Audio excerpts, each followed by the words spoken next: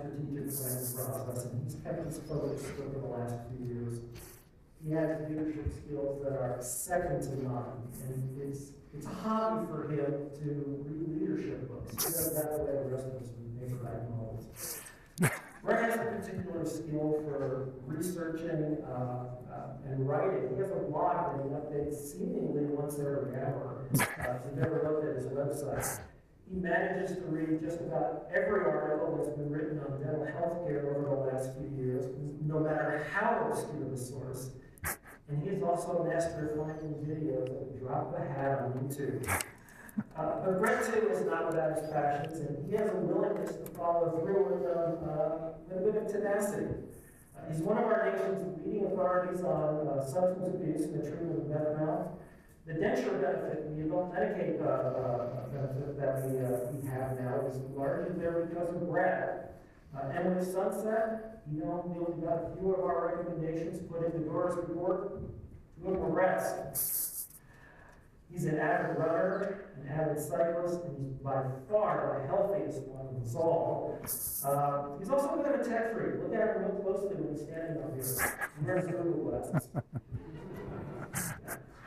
If Brett has really one flaw, he has hideous taste in food. You poor guys are going to eat just miserably over that.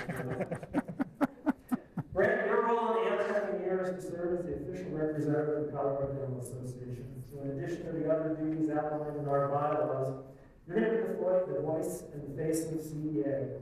We know that you're up to the challenge, and we look forward to having you as our president for the next year. So ladies and gentlemen of the House, it's my distinct pleasure to be able to present to you the CDA officers for 2014-2015.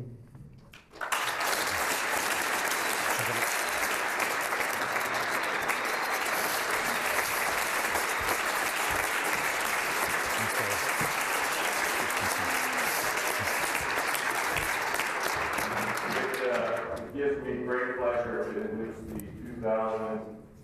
2014-2015 CDA president, the guy with the googly eyes, Dr. Kessler. Thank you, Jerry. You know, I've been writing this speech for 5 years, and every time I write it in my head, it changes.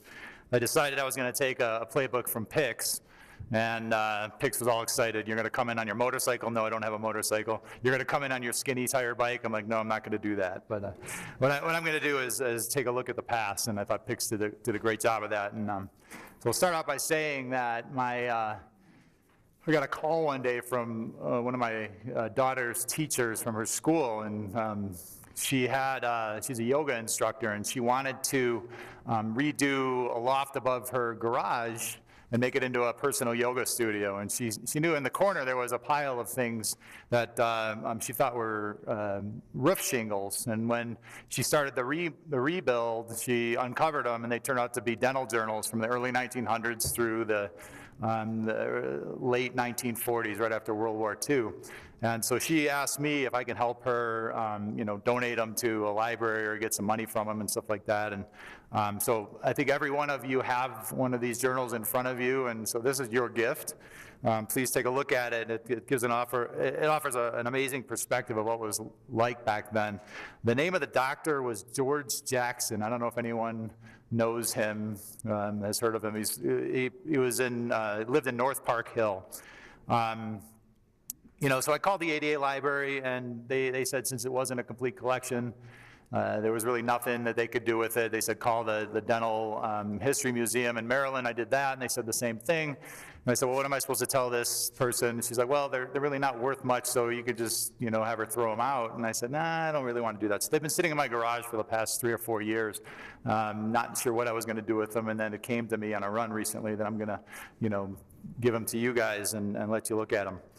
And reading through them got me to thinking what it must have been like to practice back then. The exciting day and when they came in the mail, it was basically their window to the world. They didn't have the internet, they didn't have cell phones, they didn't have the collegiality that we have now and the interconnectedness. And if you read through the journal, they're still trying to figure it out. and I found the writing to be really cerebral and thought-provoking.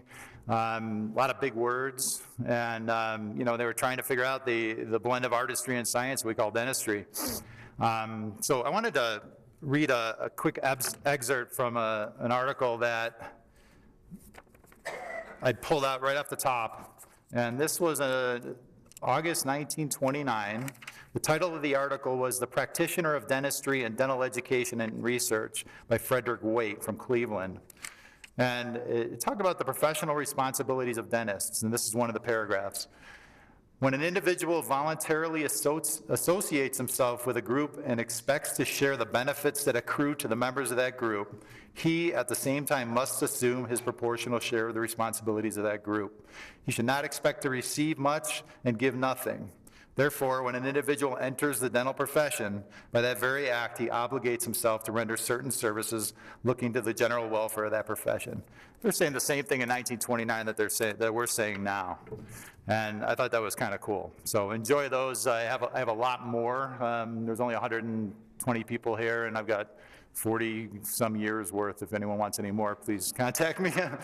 Otherwise, I'll be sitting in my garage for a few more years, I guess. Sorry, Gina. So, with that said, let's get started here. That's the cover of the journal. So a little bit about me. Figured I'd take a little time to introduce myself to especially a lot of you new dentists, and congratulations. I did an empirical poll. It looked about 1/3 of the people in here today as delegates are new first-time delegates, so thank you for coming. So anyway, I practice in Northeast Denver with my wife, Gina. It's designed by intention around our lifestyle, our passions, and most importantly, our kids' schedule.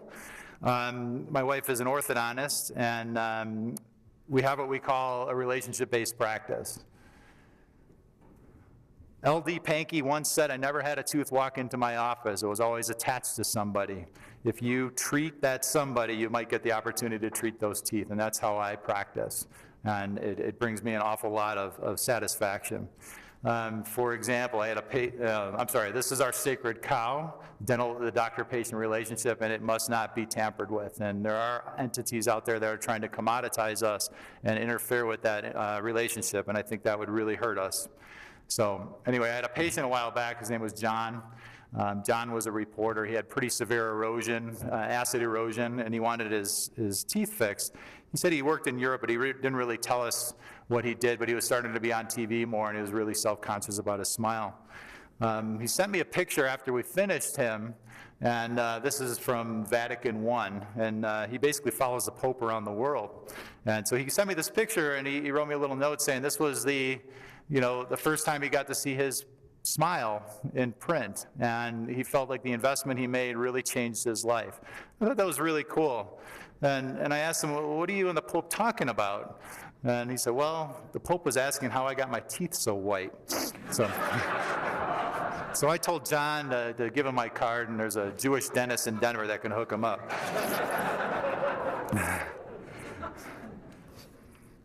So, I mean, the relationships that I have, get to create these stories, and it gets me to work every morning.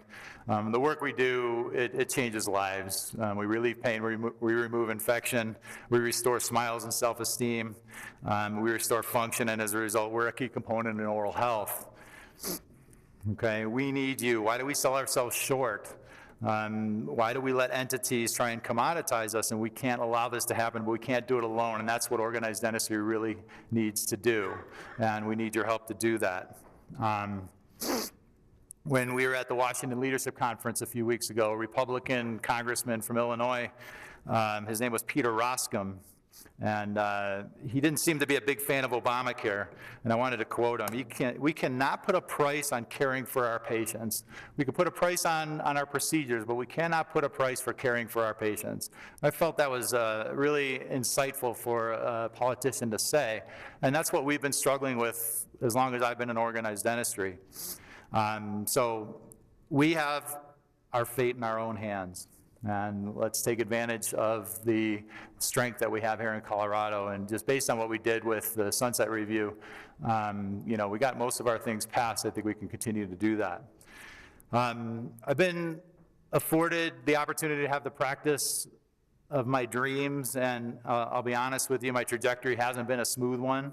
I've faced many challenges in my life, and I've been blessed to turn these into opportunities.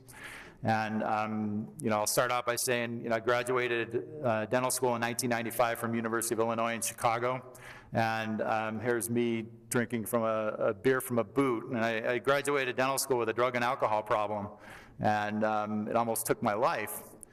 I view organized dentistry as the catalyst that saved my life, because in 1997, I placed a phone call to a dentist named Jim Oles from the state of Michigan. He was the well-being chairman, and he answered the phone, and I said, "Hi, I'm Brett, and I have a problem, and I need some help." And he told me what I needed to do, and I quickly said, "I'm sorry, wrong number," and I hung up. And I had heard about these state well-being programs when I was in my residency at Northwestern and also in Chicago, but I wasn't sure I was ready. Eventually, I did call him back, and he directed me towards treatment and got me the help I needed. And not only that, he afforded me an opportunity to to get better and practice dentistry and not lose my license, which was really cool. So in a few years later, we moved to Colorado, and I joined up with a practice in downtown Denver. When working there, it was kind of a high-end boutique cosmetic practice, and I wanted to find ways to give back to the community. And so we started a project with a drug and alcohol treatment program in downtown Denver called Sobriety House, where we treated those patients for free if they were following the rules. And it was really an amazing program, because we helped a lot of people in that program. But what happened was a lot of other treatment centers got wind of it, and they asked if I could provide free dentistry for their treatment programs as well. And I was in private practice, and I couldn't really afford to give everything to everybody. So what I did was I called MDDS, and I asked them, did they know anybody that was helping out this patient population, or if there's any programs or anything that could help? And they said, no, we don't really have any